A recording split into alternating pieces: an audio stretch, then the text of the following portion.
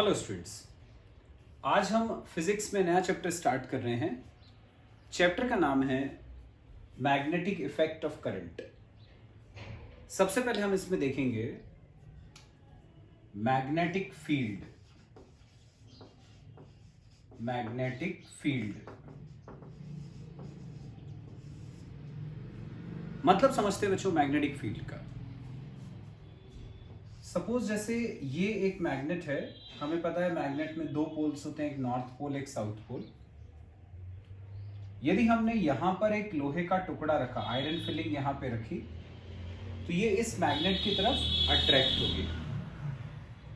यदि सपोज हमने यही आयरन फिलिंग थोड़ी दूर रख दी, अब ये मैग्नेट की तरफ अट्रैक्ट नहीं हो पा रही।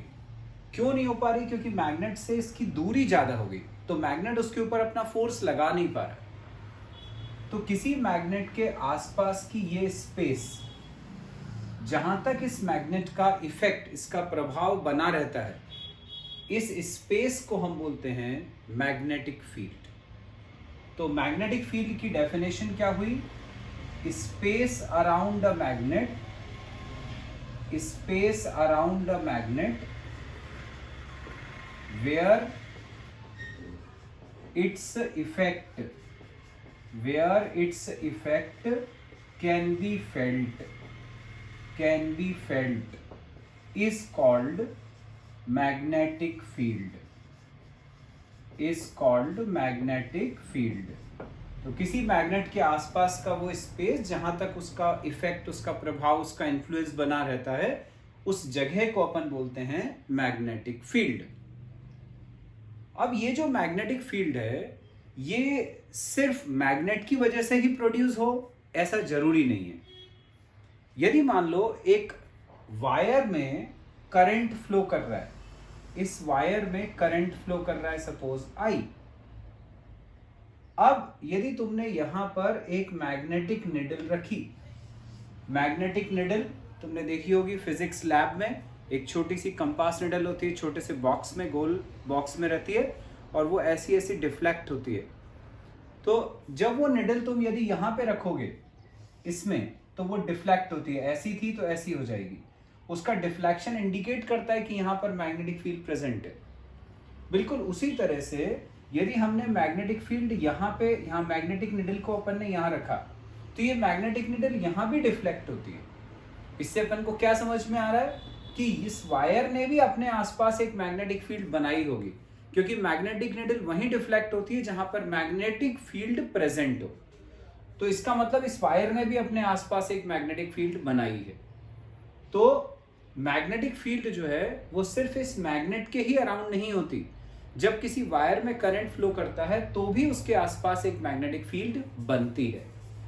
इसी को हम बोलते हैं मैग्नेटिक इफेक्ट ऑफ करंट, जो चैप्टर का नाम है।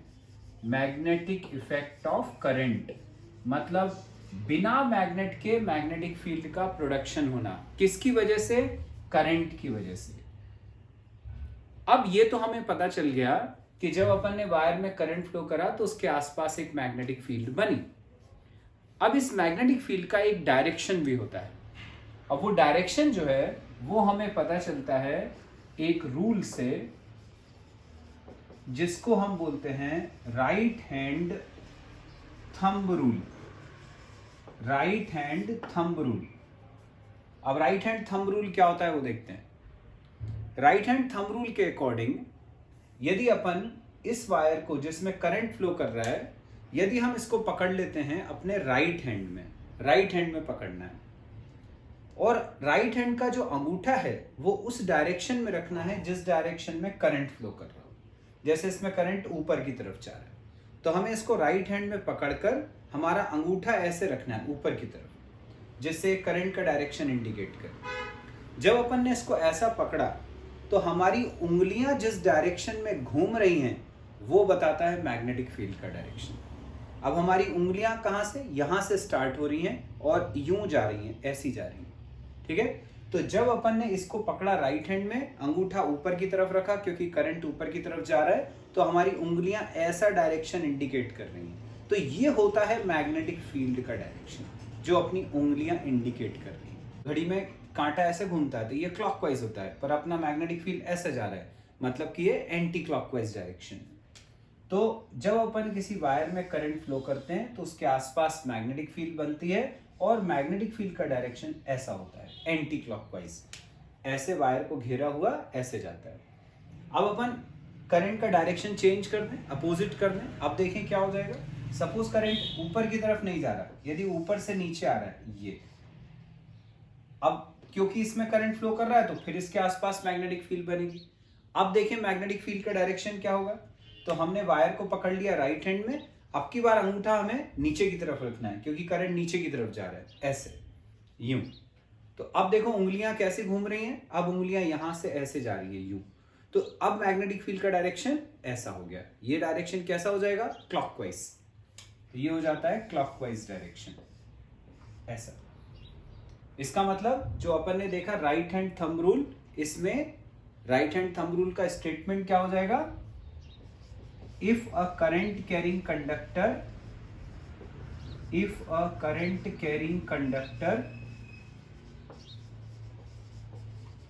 is held in the right hand such that thumb indicates the direction of current. Thumb indicates the direction of current, then the curled fingers